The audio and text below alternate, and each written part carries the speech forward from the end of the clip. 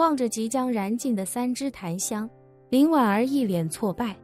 她有些恍然地对叶晨说道：“连我们会杀个回马枪都能算到，他们究竟是什么人？”叶晨摇摇头，想不通。这种感觉就好像被人开了上帝视角一样。说着，他穿过正殿，正准备去后院一探究竟，却被正殿侧后方的一扇木门所吸引。他小心地推开这扇门，发现里面是一个差不多5-6平米的小房间。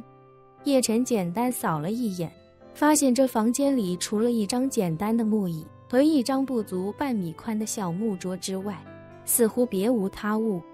而房间内有一股特殊的香气扑面而来，令人感觉神清气爽。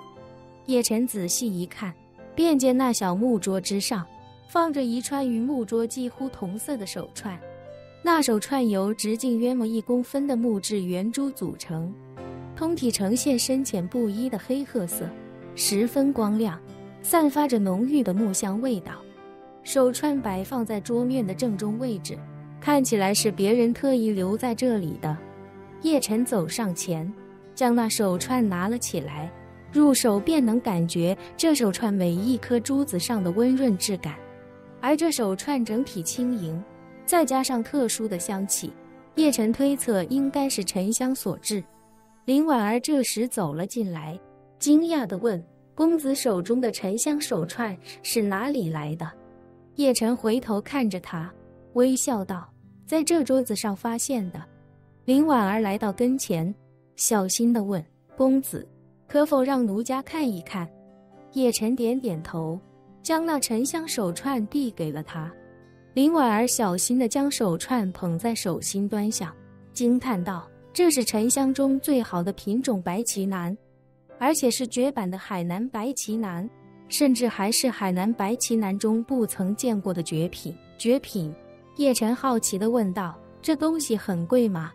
林婉儿道：“市面上能见到的最好的顶级白旗楠手串，拍卖价大概在几十万一克，但品质比起这个来，还是差了不少。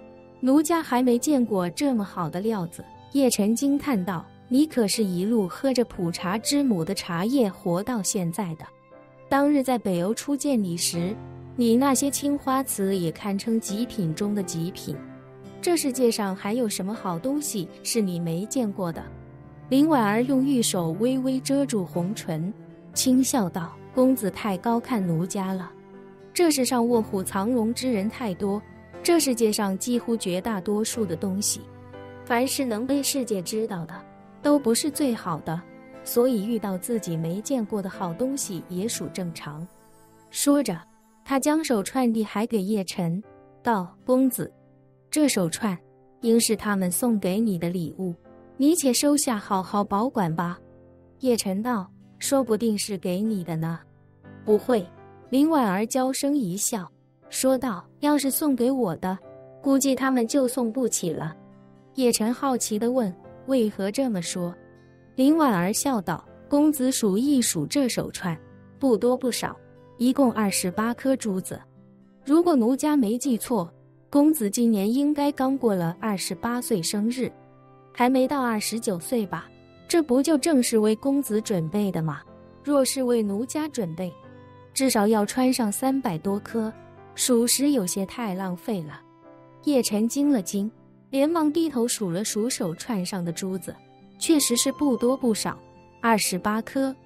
大部分的手串其实都是19颗珠子，这是因为大多数人佩戴手串，除了追求材质之外，更追求深远的寓意。因为佛教之中，佛珠大都是19颗，寓意一颗佛头，加上18不共法，而这串手串却别具一格地穿上了28颗。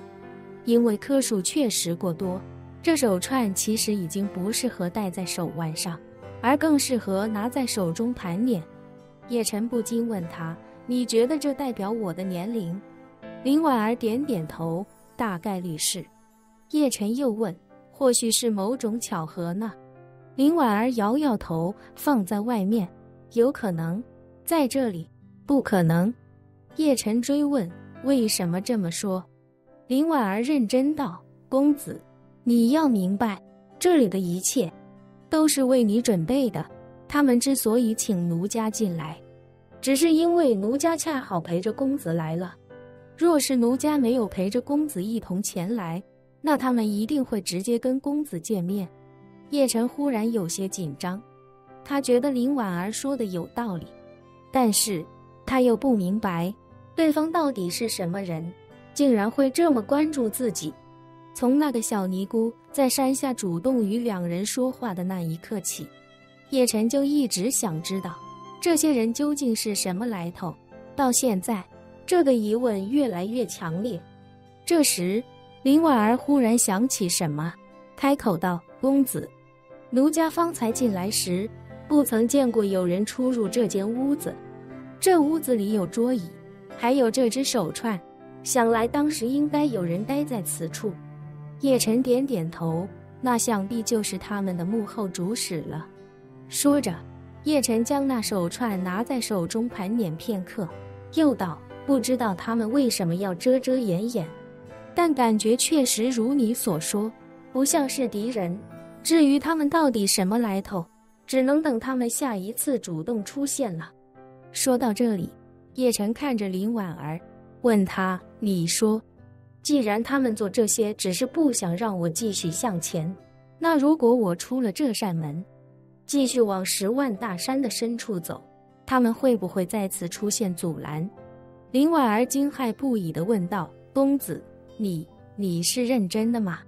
叶晨道：“暂时只是讨论一下这种方案的可行性。”林婉儿纠结地说道：“公子，理论上应该是这样，但奴家还是不建议公子尝试。”叶晨看了看手中的手串，微笑道：“放心，我只是随口一说，还没那么不识抬举。”说罢，他将手串收起来，对林婉儿道：“咱们去后院看一眼，若是没什么异常，就启程回金陵吧。”林婉儿终于放下心来，陪着叶晨一起到了清照庵的后院。这尼姑庵的后院并不大，一共就那么几间瓦房，看起来应该是安理尼姑生活起居的地方。不过这里已经空置了许久，看来已经有很长时间没人居住过了。这也进一步证明了林婉儿的猜测，与她见过面的那2位尼姑其实都不是真正的尼姑。叶晨甚至怀疑这清照庵都已经被遗弃多年，只是他们这次为了阻拦自己才临时启用。